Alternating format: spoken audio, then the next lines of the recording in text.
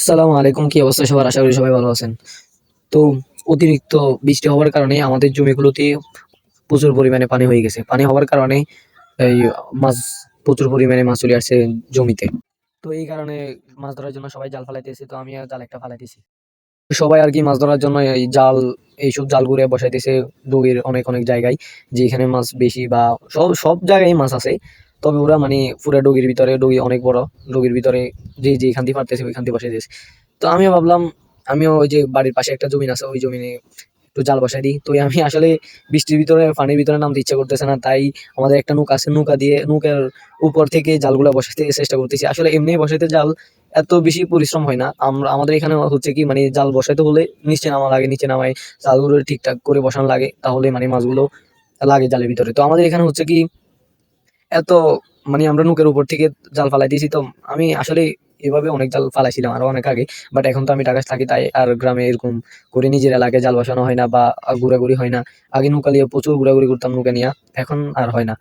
তো হচ্ছে কি, তো আমি জালটা প্রায় বসানো শেষ হয়ে গেছে। ওই যে জালের ওই মাথায় একটা খুঁটা মানে লাগাইছিলাম, আর এখানে জালের শেষ প্রান্তে আরেকটা খুঁটা লাগাইতেছি। মানে আসলে নৌকা থেকে এই খুঁটাগুলো গাড়া মানে খুব বিরক্তজনক। মানে নৌকা এদিক থেকে এদিকে চলে যায় বা হচ্ছে কি মানে বসায় নৌকা ওই যে খুঁটাগুলো কাটতে অনেক সমস্যা হয়। ঠিক আছে, ওই কারণে মানে একটু কষ্ট হইতেছে। তো ওই শেষ পর্যন্ত খুঁটাটা কাটা শেষ, জালের রশিটা খুঁড়ার সাথে বেঁধে দিয়েছি। আর হচ্ছে কি আমাদের মাঝখানে একটা খুঁড়ে দেওয়া লাগবে, না হলে জালটা মানে মাঝখান বরাবর জালটা নিচে নামে থাকবো, তাহলে মাছগুলো আর লাগবে না, মাছগুলো উপর দিয়ে চলে যাবে। ঠিক আছে, তাহলে আমরা যাচ্ছি কি মাঝখান বরাবর একটা খুঁড়ে দেওয়ার জন্য আমাদের জালের জন্য খুঁটা আমরা ৩টা নিয়ে আসছি।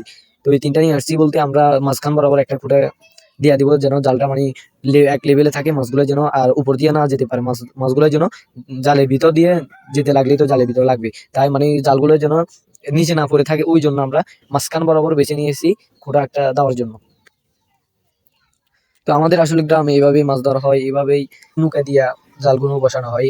আসলে আমাদের এইদিকে এক এক মানে এক এক ঘরের এক একটা কইরা নৌকা আছে, যারা জাল বা বসায়, যারা গরু ছাগল যাদের আছে, তারা আসলে ওই যে বৃষ্টি হইলে তো জমিতে অনেক প্রচুর পরিমাণে পানি হয়ে যেত। আর তো ওই যে গরুর জন্য গাছগুলো কাটা হয় না, তাই নৌকা নিয়ে যায়। নৌকা নিয়ে ওই যে ডুগি থেকে গাছগুলো সংগ্রহ করে নিয়ে আসে গরু ছাগলের জন্য। দেখি নৌকা বিভিন্ন কাজেই লাগে। আমাদের বন্যার সময় প্রায় বাড়ির ভিতরে মাত্রা পরিমাণে পানি উঠে গেছে। উঠে যাওয়ার কারণে আমরা নৌকা দিয়ে চলাচল করছি, নৌকা দিয়ে রাস্তা পার হয়েছিলাম। অনেক সুবিধা আছে নৌকা থাকলে। অনেক সুবিধা হয় বা নৌকা দিয়ে চলাচল করা যায়। আমাদের এইদিকে তো প্রচুর পরিমাণে পর্যটক ডুগি, তাই অতিরিক্ত বৃষ্টি হইলে আমাদের মানে পানি উঠে যায়। ওই কারণে নৌকা থাকাটা বেশি জরুরি। আর নৌকা দিয়ে হচ্ছে কি সব কাজই করা যায়। পানি উঠে গেলে তো আর এই নৌকা ছাড়া বের হওয়া যায় না। তাই নৌকা আমাদের এইদিকে নৌকা ছাড়া কোনো চলাচল করা অসম্ভব। তো ভিডিওটা আপনাদের কেমন লাগছে অবশ্যই কমেন্ট বক্সে জানাবেন। ভিডিওটা বেশি করে শেয়ার করে দিবেন। আর নেক্সট ব্লগ দেখার জন্য পেজটাকে ফলো করে রাখবেন। সবাই ভালো থাকবেন। আল্লাহ হাফেজ।